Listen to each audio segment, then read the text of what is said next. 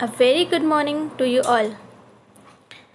As we had already seen the meaning of separation in our previous lecture and the various method we use to separate the substances. In this lecture, we'll discuss in detail about the various methods of separation. So let's see. Look at this picture and tell me, how would you separate the white hangers from the other colors? By which method? Yes, hand picking. And in this picture, how would you separate the red balls from the other colors? Which method do you use it? Okay, hand picking. Very good. In both the cases, we can use our hands to separate the parts because the parts are large enough to see and separate. This process of separation is known as hand picking. Okay? Look at the example that follow. Can we use the process of hand picking to separate the different components of mixtures? Different mixtures. In this picture, how would you separate the corn seeds from cob? Think. And here, wheat seeds are covered with the husk, are called wheat grains. Okay?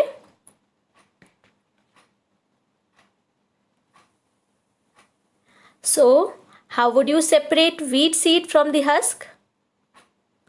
By using which method you would separate this? Think.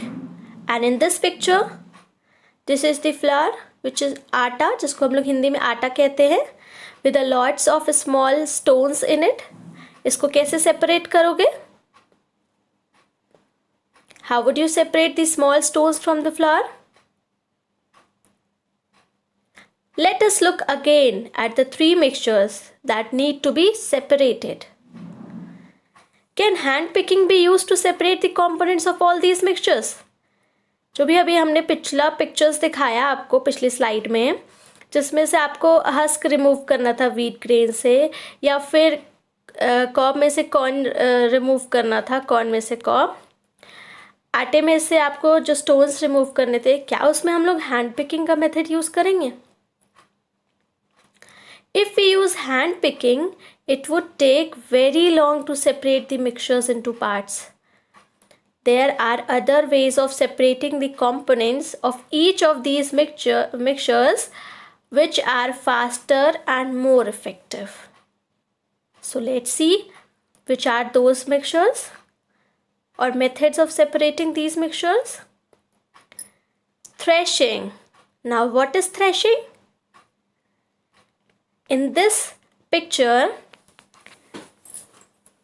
the method used to separate corn seeds from the corn cob is called threshing.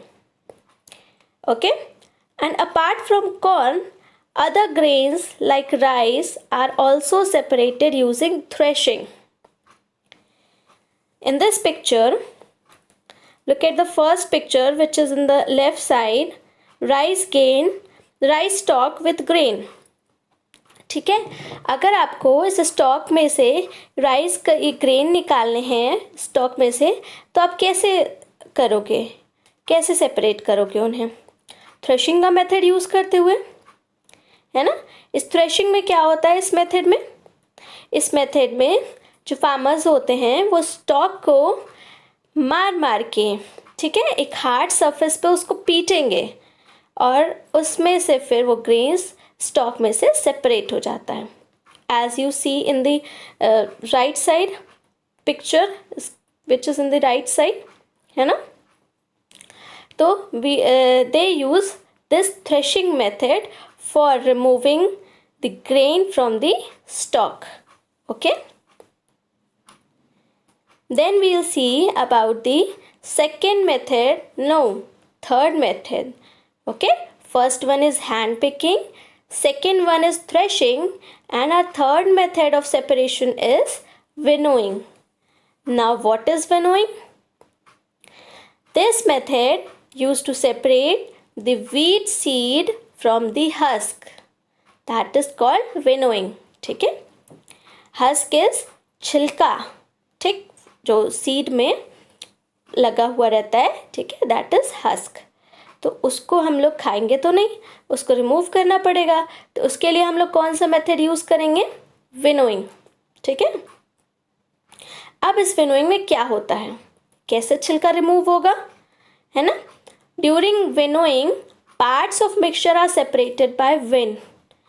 तो इस method में क्या करते हैं, separation जो भी होगा mixtures का वो विंड की हेल्प से होगा, हवा की मदद से. ठीक है, grain falls directly below and the husk falls further away. क्या ये सोचा ये कैसे होगा? Why does this happen? Okay, ये ऐसे होता है क्योंकि जो हस्क होता है वो हल्का होगा, है ना? अब हल्का होगा, हवा चलेगी तो उड़ जाएगा. ठीक है, और जो ग्रेन्स होते हैं वो हेवियर होंगे as compare to husk, so they fall directly below. ठीक है, तो इस विनोइंग के प्रोसेस में क्या होता है, हवा की मदद से एक हाइट पे खड़े होके वो मिक्सचर को जब हम लोग गिराएंगे तो विंड क्या करेगा, उस हस्क को अपने साथ लेके चला जाएगा, है ना, उड़ा ले जाएगा, दूसरे जगह पे गिरेगा जहाँ पे भी, और जो ग्रेन्स जो हेवियर होंगे वो डायरेक्टली नीचे गिरेंगे. तो इस तरीके से हमारा मिक्सचर सेपरेट हो गया. ठीक है, अब हम लोग नेक्स्ट देखते हैं मेथड, दैट इज सीविंग.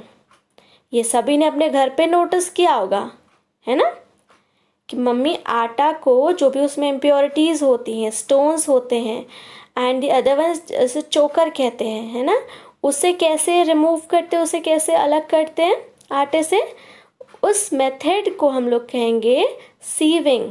अब देखते हैं कैसे सीविंग क्या है. सीविंग में क्या होता है, is used to remove very small particles from a mixture. Sieving में हम लोग बहुत स्मॉल पार्टिकल्स जो होते हैं मिक्सचर में से वो रिमूव करते हैं. Just like look at the picture and discuss how small stones get separated from the floor which is आटा. The small particles remain in the sieve, है ना, and the flour without the particles falls into the container below. Now, अभी ये सब ने देखा होगा अपने घर पे, that is चलनी जिसको हिंदी में कहते हैं ना, सबके घर पे होगी, है ना, देखा है ना. ये डिफरेंट साइजेस की होती हैं, इसमें डिफरेंट साइज के होल्स होते हैं, है ना.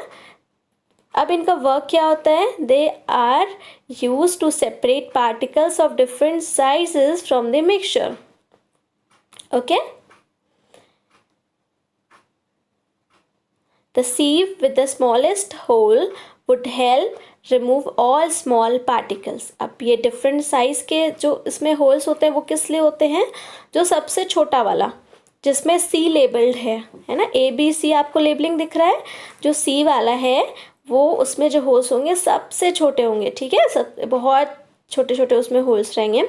तो उससे क्या होगा, उस that would help remove all small particles. जो बहुत स्मॉल पार्टिकल्स हमारे मिक्सचर में रहेंगे, मिक्स्ड रहते हैं, जिनकी ज़रूरत हमें नहीं है और हमें रिमूव करना है, तो हम इस वाले साइज़ के होल को चलनी वाला इस्तेमाल करेंगे. ठीक है, साइज़ वाला चलनी इस्तेमाल करेंगे जिससे हम रिमूव कर सकें. Think, how else do you think a sieve can be used. अब हम लोग सीव का और कैसे इस्तेमाल करते हैं.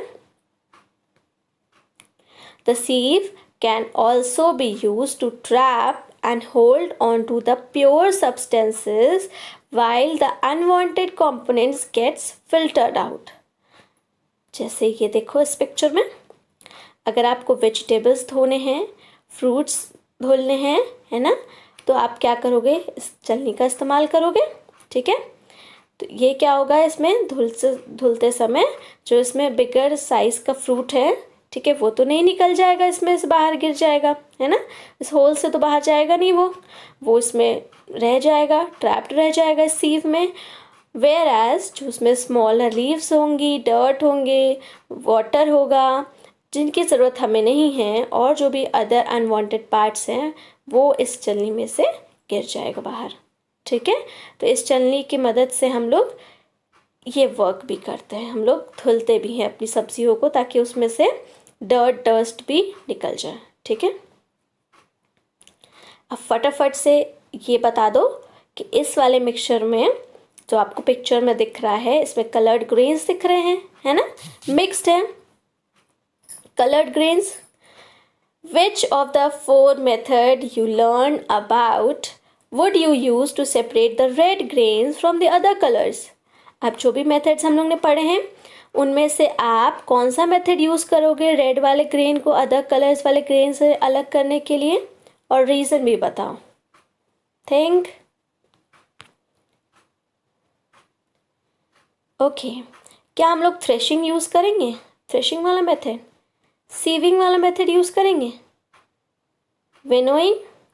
नो, हम लोग क्या यूज़ करेंगे, हैंड पिकिंग। हैंड पिकिंग क्यों करेंगे, because the rice particles are much larger, है ना, तो हम लोग उसे हैंड पिकिंग वाले मेथड से रिमूव कर लेंगे। ओके, आज का सेशन यहीं तक, आगे के जो नेक्स्ट मेथड्स है वो हम लोग नेक्स्ट लेक्चर में देखेंगे। Thank you.